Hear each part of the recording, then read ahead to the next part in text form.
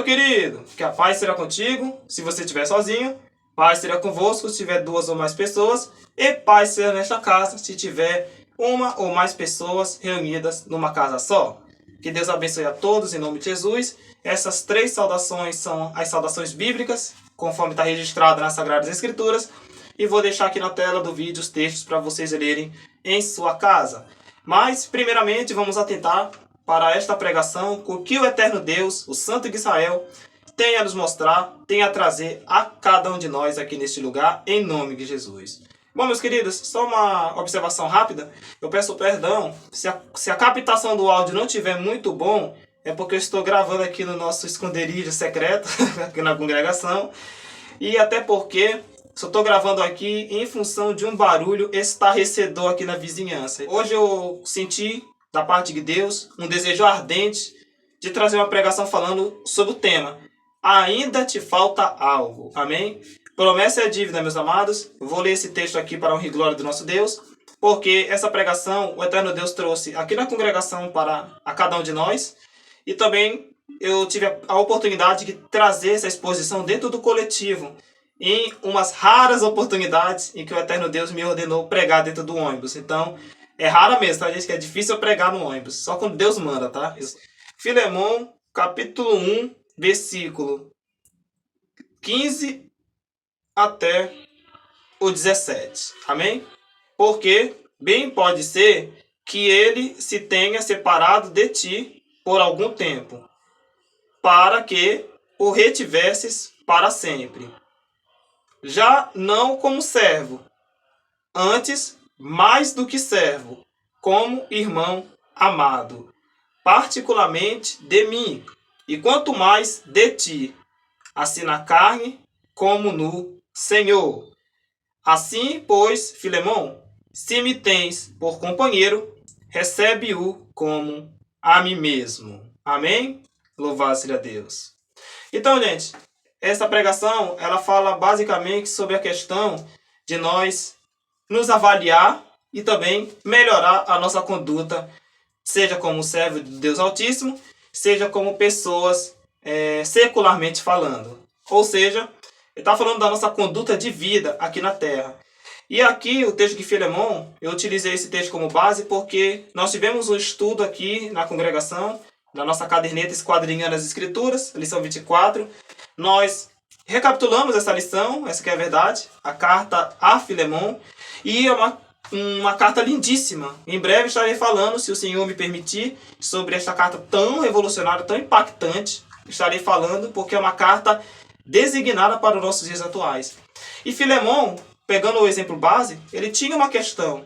Primeiro, Paulo vai elogiar muito ele, louvado seja Deus.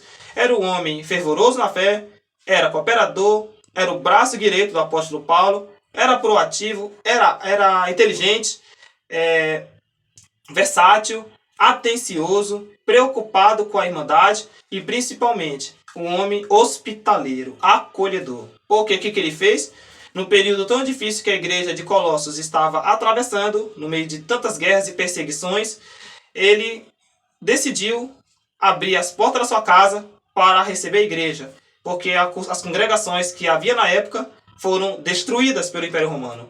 Então, realmente, Filemão abrigou a igreja dentro da sua casa e falou: o culto ao Senhor não pode ser eliminado, não pode ser extirpado, tem que continuar. Temos que adorar esse Deus, porque Ele está conosco e só Ele pode nos salvar dessa tempestade, dessa guerra, dessa oposição que está sendo levantada pelo Império Romano. Filemão tinha um espaço reservado no coração do apóstolo Paulo. Nas orações dele, Filemão estava presente. Então não podia faltar. Olha a bênção.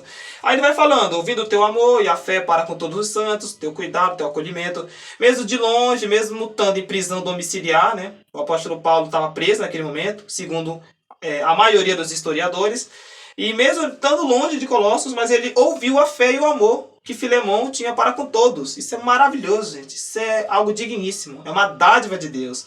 E aí, continuando, ele vai falando, né? Que ele teve grande gozo e consolação pelo gesto de amor da parte de Filemão. E, ao mesmo tempo, ele faz um apelo nessa carta. É uma carta diferenciada porque ele pede para que Filemão receba de volta seu filho Onésimo. Quem era Onésimo? era possivelmente um escravo seu. E aí, o que aconteceu? Também, segundo alguns historiadores, supõe-se que Onésimo tenha furtado um dos bens do seu senhor e ele fugiu para bem longe. E Filemão estava, teoricamente, com um ressentimento dentro do coração, uma certa mágoa, né? Ou seja, ele não queria liberar perdão para Onésimo. E aí a carta de Filemão é marcada por duas vertentes. Primeiro, amor e acolhimento. Segundo, escravismo, que a gente vai beirar um pouco esse assunto. Beirar, tá? A gente não vai falar muito sobre ele, senão vai fugir do tema. Então, saindo dessa introdução, vamos para os tópicos aqui, tá? Eu espero não ser muito extenso aqui, porque é uma pregação muito ampla. Mas se porventura estender, eu faço uma parte 2, em nome de Jesus. Para o vídeo não ficar muito longo, tá? Primeiro tópico. Pegando como base a história de Filemão, nós temos que mudar, gente. Ou seja, temos que estar pronto para a mudança. Não adianta, gente. Nós não somos perfeitos. Somos falhos. Eu digo nós, que eu também me incluo no meio, porque eu também sou falho. Tenho minhas debilidades, tenho minhas limitações, não sou perfeito e reconheço sempre a minha pequenez diante do eterno Deus. Então, todos nós devemos seguir o exemplo do apóstolo Paulo, reconhecer a nossa limitação e fazer como ele sempre falava. Ele falava nas suas orações: Senhor, eu reconheço que, mesmo estando fraco, mas lá na frente eu sou forte. Então, Paulo ele se colocava sempre como fraco. E Deus estava com ele e o Senhor exaltava o seu nome na vida do apóstolo grandiosamente, poderosamente. Então, gente, esse é o segredo da vitória. Se colocar como fraco na presença de Deus. Hoje a gente vive numa sociedade que, meu Deus do céu, é complicado até falar sobre isso, mas pegando palavras-chave, a gente vive numa sociedade que prega o relativismo, que prega a independência demasiada, que prega, né, o extravio da palavra de Deus, que prega o quê? Que você tem que ser livre para voar, que você não tem que mudar, não dar satisfação para ninguém, que você não tem que se humilhar, né, para um ser soberano, um ser supremo, que você pode conseguir alcançar a sua liberdade espiritual por conta própria, que isso aí já chega a ser triunfalismo. Então a gente vive numa sociedade que, como eu sempre falo, né, tá de pernas pro ar, né, tá complicado. Vai pregando coisas que é contra a palavra de Deus. E quando a gente olha o exemplo de Jesus em Nicodemos, Jesus fala uma coisa muito importante para Nicodemos: necessário vos é nascer de novo. Ou seja, eu preciso mudar, eu preciso melhorar, eu preciso me aprimorar. Ou seja, todo dia é dia de construção, louvado seja Deus. Todo dia é dia de exame. E como nós, a Igreja de Deus, estamos às vésperas da ceia do Senhor, que será realizada no dia 4 de abril, que corresponde ao dia 13 para o dia 14 de Nisan, no calendário hebraico, nós temos que nos examinar, gente. Não só às vésperas da ceia do Senhor, mas temos que nos examinar todo santo dia. Foi algo que Deus abriu meu entendimento. Não podemos deixar para se examinar na última hora, às vésperas de sentar à mesa e participar do banquete do Senhor. Não. O certo é se examinar todo dia. Todo dia é dia de buscar a Deus, todo dia é dia de buscar o Pai, todo dia é dia de se consertar. Em outras palavras, todo dia é dia de conversão. Amém? Então, todo dia é dia de aprimoramento. Então, irmãos, não adianta a gente chegar aqui e dizer: não, Thales, eu nasci assim, cresci assim, vou pra ser você assim. Meu amigo, você está cometendo o maior erro da sua vida. Porque um dia eu pensei dessa forma, mas Deus me abriu o entendimento dentro desta palavra abençoada. Em João capítulo 3. Jesus em Nicodemos, ele mostra que para entrar no reino de Deus, temos que mudar. Aí pegando o exemplo de Zaqueu, na presença de Deus, para subir, primeiro tem que descer. Aleluia, glória a Deus. Então, irmãos, temos que reconhecer que nós somos dependentes do eterno Deus, o Criador do céu e da terra. E segundo, nós temos que reconhecer as nossas falhas, as nossas debilidades, as nossas limitações, mas não só ficar estagnado nesse ponto, não ficar preso só nisso. Ah, tá, eu sou fraco, não vou conseguir. Sim, eu tenho que reconhecer que eu sou fraco, mas eu tenho que perseverar. E se você pode observar que Deus ele não cobra de nós perfeição, que eu dou graças a Deus, louvado seja o nome do Senhor. Deus cobra o que de nós? Ele requer o que de nós? A persistência. Ou seja, vontade de vencer. Então é isso, gente. Temos que lutar. Porque Jesus falou que o reino de Deus é alcançado com esforço. Segundo, nós devemos estar atualizados. Ou seja, nós devemos estar prontos para boa obra. Nós devemos estar preparados, porque, tipo assim, a gente vai melhorando e o Espírito Santo, que é o poder de Deus, o poder do Pai, ele vai nos treinando a cada dia, vai nos capacitando, vai nos moldando, ele vai trabalhando dentro de nós, dentro do nosso coração, da nossa mente, de uma forma gloriosa, de uma forma extraordinária. Então é ele que vai limpando a gente por dentro. Esse é o significado de nascer do Espírito. O nascimento da água, ele é simbólico, representa sepultamento. Sepultamento e também renascimento. Sepultamento, a morte da velha criatura. Renascimento, o emergir da nova criatura. E o batismo com o Espírito Santo, o batismo pelo Espírito, ele é um batismo interno. Ele é um batismo que interior. É um batismo diferenciado, porque Deus vai derramar o seu santo poder sobre as nossas vidas e a partir daí nós vamos o quê? Trilhar o caminho da salvação. E através desse batismo duplo, que é da água e do Espírito, nós vamos o quê? Progredir, crescer na graça e no conhecimento. Essa é a tendência. Então, meus irmãos, Deus vai transformando a gente por dentro. E tudo aquilo que é mal, tudo aquilo que é perverso, contrário à natureza do Senhor, ele vai tirando, ele vai eliminando. Tanto é que o salmista Davi, ele pergunta no Salmo 15, versículo 1, Senhor, quem entrará no teu santuário? Quem entrará no teu monte santo? E ele mesmo responde, os que têm mãos limpas, a mente pura. Ou seja, que não derramou sangue inocente e que sabe amar o seu próximo.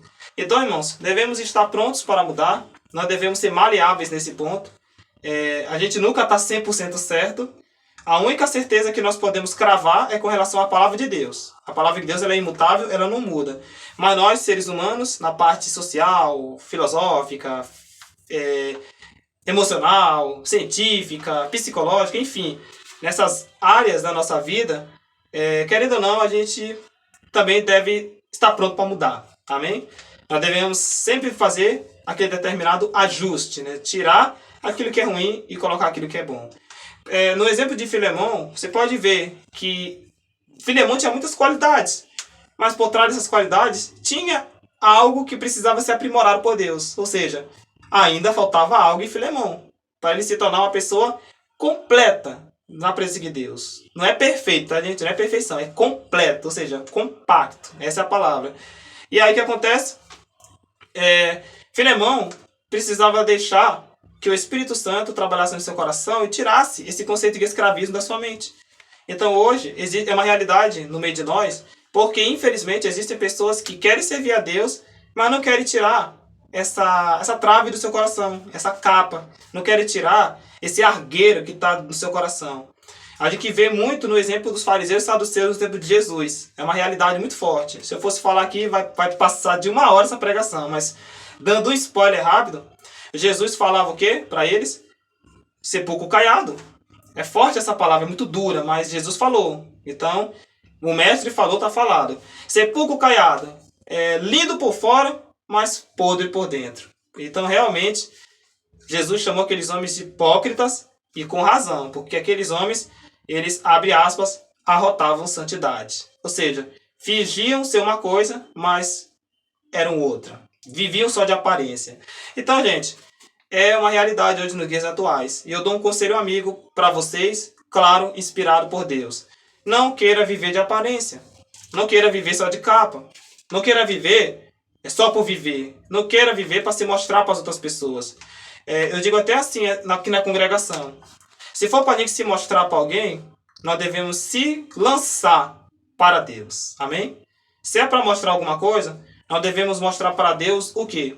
As nossas boas obras. Amém? As boas obras. É isso mesmo. Porque status não vai adiantar nada para Deus. Prestígio, posição social, grana, enfim, essas coisas naturais, efêmeras, não vão adiantar para Deus. Porque Deus é espírito, irmãos. Ele não tem contato com coisas materiais. Deus ele não pode se materializar. Por isso que ele enviou o Filho para habitar no meio de nós. Então, por isso que a palavra de Deus diz que o Filho unigênito, o Criador do céu e da terra, deu a conhecer aos filhos dos homens. Mas ele não pode ser visto por ninguém. O eterno Deus é único, soberano e resplandecente. Por isso, ele é imaterial, essa é a palavra. Então, ele não vai se agradar de querer receber estas honrarias, estas coisas que são preceitos humanos, que são especiarias humanas, vou falar assim. Mas Deus, ele quer o quê? As nossas boas obras, um trajo santo, ou seja, um excelente proceder, a nossa obediência, a nossa fidelidade, a nossa fé e a nossa devoção. É isso que Deus quer ver em nós. E também o desejo de mudar, a vontade de vencer. Minha vontade de vencer define o meu viver. Estou certo que o Senhor está comigo. A vontade de vencer, a vontade de obedecer, o desejo de ser a cada dia melhor, como diz o hino do pastor Carlos Delfino. Eu preciso ser hoje melhor que fui ontem. Eu preciso amanhã ser melhor que fui hoje. Eu preciso ser hoje melhor que fui ontem. Eu preciso amanhã ser melhor que fui hoje. Eu preciso a cada dia ser melhor. Eu preciso mudar. Eu preciso ser hoje melhor do que ontem e o amanhã ser melhor do que hoje. Então é isso que Deus quer ver em nós. E Tiago fala. Tiago diz o seguinte. Ele fala: mostra-me a tua fé sem obras, que eu te mostrarei a minha fé com as minhas obras. Então esse é o diferencial para o nosso Deus, fé e obras. E em terceiro lugar, para finalizar, nós devemos sim, irmãos, estar prontos também para mudar. Por quê? Porque Deus quer trabalhar no meu coração. Ou seja, Deus quer fazer a obra na minha vida. Então eu preciso melhorar para que assim o poder de Deus venha agir com total eficácia no meu viver, no meu coração. E assim eu venha ser uma bênção, venha ser um autêntico vaso nas mãos do Senhor. Porque é aquela história, espírito vê espírito, carne vê carne. Então Paulo fala em Romanos 8, que a carne, ou quem está na carne, perdão, não pode ver as coisas espirituais, porque carne vê carne. Agora, como ele fala no verso 1, nenhuma condenação há para aqueles que não andam segundo a carne, mas segundo o Espírito. Aí esse sim, nenhuma condenação há. Então o que significa isso? Significa que eu devo estar lutando, me esforçando, pelejando para ser uma pessoa melhor na presença de Deus. E consequentemente perante os homens. Porque a cada dia a gente melhora, irmãos. A cada dia a gente muda. A cada dia a gente evolui na presença do Senhor. E como eu falei, ninguém é perfeito. Por isso que eu digo, todos nós somos passivos de mudar. Um pouquinho ali, um pouquinho acolá. É que nem o nosso irmão aqui na congregação, ele deu um exemplo, que a igreja do Senhor é que nem uma oficina. E é verdade. O carro vai na oficina, quem tem carro, né? Pode deixar até aqui no comentário do vídeo, né? Com certeza você vai confirmar essas palavras. Quem vai na oficina vai levar o carro para quê? Para consertar. Aí tem um bocado de coisa. O mecânico pega o carro, aí ele tira as rodas, tira amortecedor, tira tudo. Faz um backup geral no carro e ele tira as imperfeições, repara os danos e depois coloca as peças que voltam no lugar e deixa o carro perfeito, novinho em folha. É assim ou não é? Pois é. Passou por uma oficina, precisou de um ajuste para poder voltar ao normal. E eu digo, a tendência natural é sair melhor do que ele entrou. Assim também somos nós na presença de Deus. Deus transforma a gente, a palavra nos lapida, ele tira a impureza e ele deixa só aquilo que é bom no nosso coração. E o mais maravilhoso, ele acrescenta em nós os frutos do Espírito Santo e também os dons espirituais. Então, meus irmãos, se alguém chegar aqui e dizer nos comentários, Thales, mas é muito difícil mudar, não é fácil, exige muito de nós. Eu tenho que fazer uma confissão. Você tem razão, meu filho. Ou minha filha, você tem razão. Não é fácil mudar. Não é fácil mesmo. Eu digo com toda humildade aqui nessa pregação. Não é tão simples assim. Eu falo a mesma coisa para os irmãos aqui na Igreja de Deus em Ananindeua. Mudar exige muito de nós. Por isso que Jesus falou que o caminho é estreito e apertado o caminho. Realmente não é fácil. É tipo assim, requer muita renúncia. Essa é a palavra-chave. Requer muita entrega, muito choro, muita oração. Outrora, muito jejum. Ou seja, requer uma devoção muito intrínseca da nossa parte. Querer mudar não é tão simples assim. Eu vou dar um exemplo rapidinho, só para os irmãos entenderem que realmente não é fácil mudar. Eu dou o braço a torcer. Mas, como eu disse, não, é difícil, mas não é impossível, tá? Tá ao nosso alcance. Atenção, momento curiosidade. Finalizar a pregação que quem me conhece aqui em Ananindeua, né, ou até mesmo de outras localidades, sabiam ou sabem que eu era um antigo torcedor do Paysandu e do Corinthians. Eu sempre dou esse exemplo na congregação. Torcedor fanático, mais pelo Paysandu que meu pai que me ensinou, né? E quando era dia de repar, principalmente, eu era o cara que, se faltasse rasgar a camisa, eu rasgava a camisa. Porque era inaceitável para mim o meu time perder no Clássico Repar, que é o Rei da Amazônia. Só que eu tô falando isso, gente, de um Thales há 10 anos atrás, tá? Não é agora não, há 10 anos atrás. Hoje eu sou neutro, não torço pra ninguém. Sou imparcial, graças a Deus. E antes que alguém diga que foi a igreja que me mudou, não foi, tá? Fui eu que tomei uma decisão própria, tá? Fui eu mesmo, Fábio Thales, que decidi assim, pro meu bem-estar e também pra progressão do meu lado espiritual e também do meu lado emocional. Porque era uma coisa que estava me atrapalhando, gente. Pra mim, particularmente. Para outras pessoas não atrapalha. O torcer, né? Torcer. Tem pessoas que levam de boa, levam na esportiva. Se ganhou, tá tudo bem. Se perdeu, tá tudo bem. Eu conheço muitas pessoas que são tranquilas nessa área. Mas eu não. Eu era um problema. Eu até me entrego aqui, né? Pra mim era um problema, porque eu era fanático. E já vai além do torcer. Torcer é uma coisa, fanatismo é outra. Então, eu era fanático e eu tava cego. Eu tava que nem Nicodemos. Eu achava que eu podia servir a Deus e ser fanático pelo Paysandu e pelo Corinthians. Eu pensava assim. Nicodemos chega com Jesus e fala: Rabi, eu sei que tu és mestre enviado de Deus. Ele reconhece a grandeza do Senhor. Mas em seguida Jesus fala: necessário é nascer de novo. Aí ele ficou todo balançado, sem entender. Mas por que eu tenho que nascer de novo? Nicodemos entendeu que todo o conhecimento que ele tinha, toda a grana que ele tinha, todo o status e a posição social que ele tinha não era suficiente para ele se auto-salvar. Não era necessário. Ele precisava descer as águas e ter um encontro com Cristo. Então também foi assim comigo. Por muitos anos eu travei essa batalha dentro de mim mesmo para largar esse fanatismo extremo que estava corroendo meu coração. E graças a Deus, irmãos, foi com muita luta, muita oração. Os irmãos não imaginam o quanto que eu chorei na presença de Deus, eu sofri. Com o Corinthians foi mais fácil, graças a Deus. Porque era só uma simpatia que eu tinha, mas o Paysandu foi a maior tortura. Por isso que eu reconheço, não é fácil mudar. Você tem que querer e acreditar, como diz o hino do nosso cenário. 164, poder da fé. Tem que tomar posse da vitória. Tem que fazer que nem Jacó. Agarrar o anjo e dizer: só sai daqui quando tu entregar a minha bênção, em nome de Jesus. É assim que você tem que agir. Porque, irmãos, nós seres humanos somos difíceis demais. Já diria Augusto dos Anjos: o ser humano fede. Eu gosto dessa frase. O ser humano fede, realmente é uma verdade. Tanto por dentro como por fora. E eu não tô fora dessa lista, tá, gente? Eu tô incluso também. Então, realmente, como nós somos difíceis. E realmente, naquele momento, precisava mudar. Faltava algo dentro de mim? Faltava.